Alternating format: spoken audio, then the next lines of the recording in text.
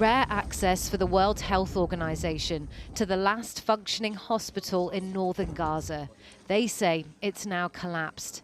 80 patients remain here, sheltering in the church on site. Pews are now hospital beds.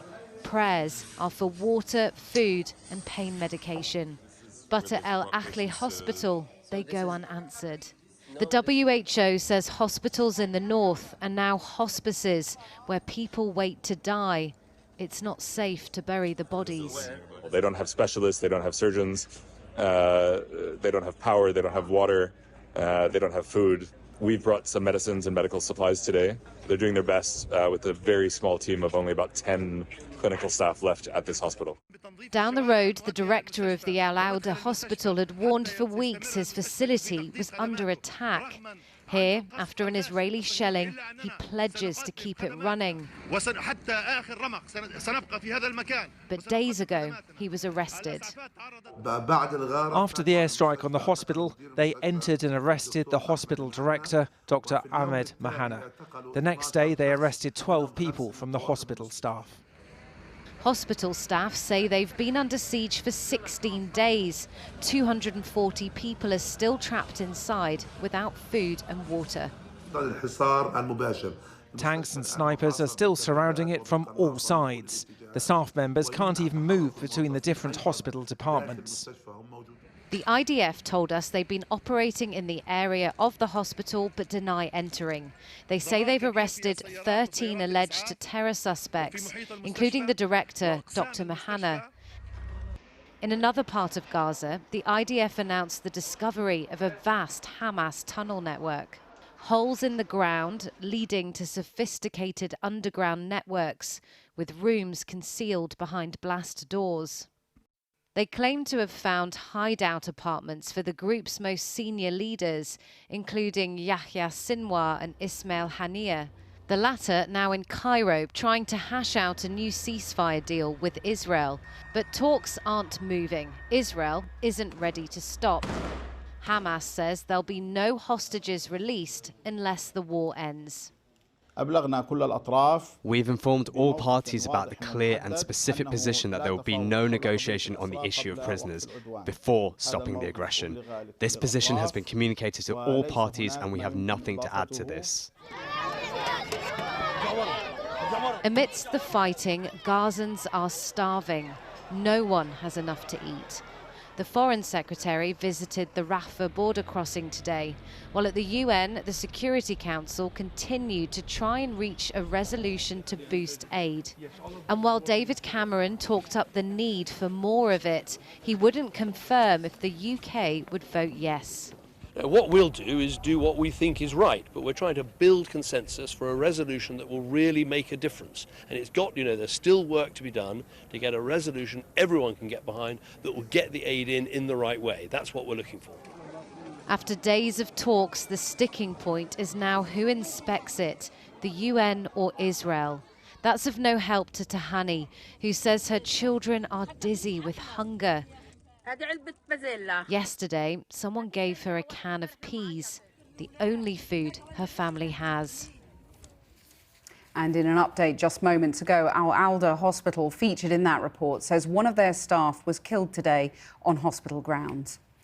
Well, joining me now from Amman is Tamara Alifi, who's the Director of External Relations and Communications at the UN's relief agency in Gaza.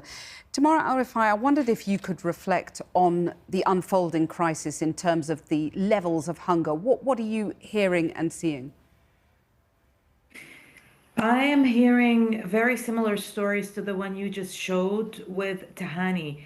I was in Gaza last week, in fact, and one of my colleagues told me that in order for her to be able to feed her family, she is asking them to pretend it's the holy month of Ramadan and they can only eat once a day.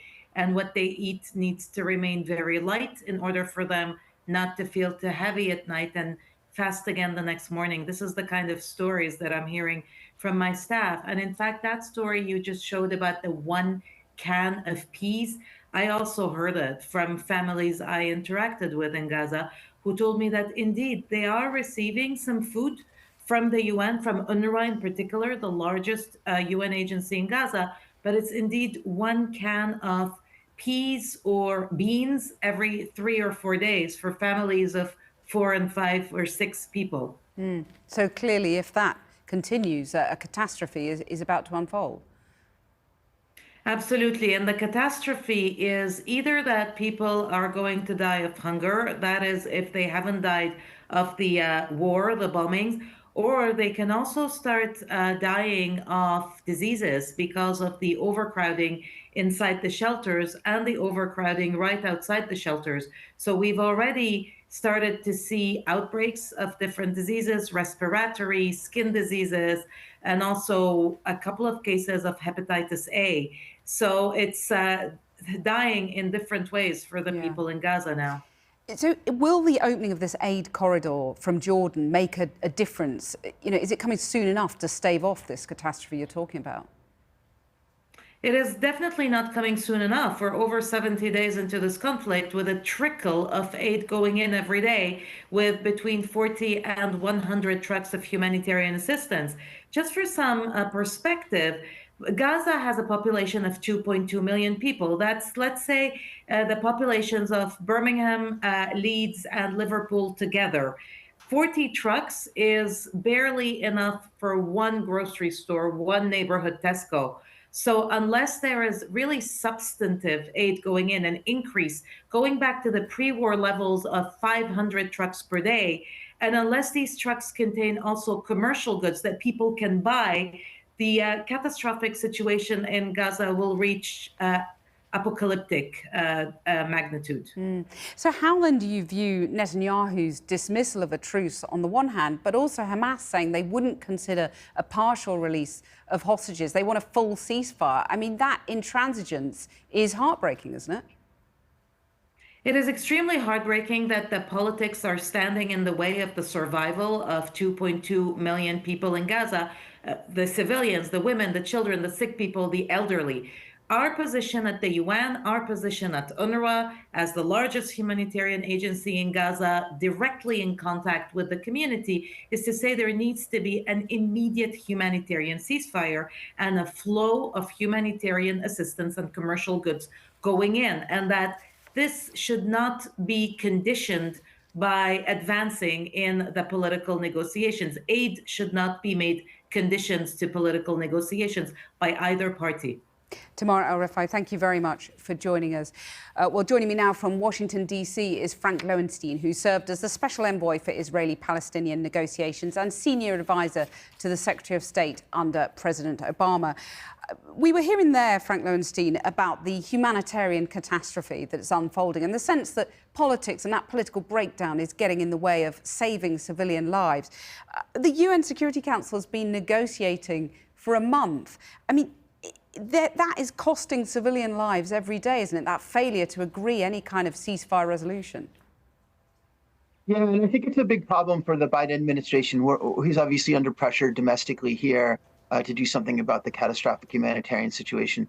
And for us to be completely isolated at the United Nations, vetoing resolutions calling for increased humanitarian assistance, it's an untenable position for Biden to be in. And I think that's why you've seen a delay over the last few days as they have tried to find language that we could live with in order to allow this to pass. And obviously the Israelis have offered to a week-long humanitarian pause in return for the release of 40 hostages. So I think we're hoping that maybe those negotiations will gain some traction and make the resolution no longer necessary. But in any event, I think the biggest challenge for the United States is making clear to the Israelis that we're not going to tolerate this kind of continued indifference to the humanitarian suffering there. So I think underneath the outward vote, there's an underlying message to the Israelis that we're not going to continue to defend you if you're not going to take much more proactive steps to address the humanitarian problem. But we heard Netanyahu flat out dismissing a truce. He's not listening to Biden, is he? Well, what Biden's calling for is a humanitarian pause here. Bibi doesn't want an extended pause because, they think that will allow Hamas to stay in power. And I think that's consistent with where the Biden administration is at. I think what we're focused on is a shorter humanitarian pause in order to allow a really desperately needed humanitarian assistance. And so I'm not sure there's a big gap between where we are and where the Israelis are on that particular question. So how do we get through this impasse at the UN? I mean, is there a way through it? For example, the concern seems to be about aid going in and whether weapons could be smuggled in. Is there a way through that stumbling block? I would imagine there is. They seem to be haggling over the mechanism to inspect humanitarian assistance before it goes in to Gaza Strip. And I think if you look at the imperative that the Israelis are probably feeling from the United States to allow more humanitarian assistance in, I would imagine technical questions like, how those goods get inspected could probably be resolved. I fear there's bigger issues there, though, which is that the Israelis are going to fight against anything at the United Nations that isn't what they view as balanced between their role and Hamas's role. And I think that's a very difficult position for the United States to defend in light of the fact that the entire world pretty much sees this from the other perspective.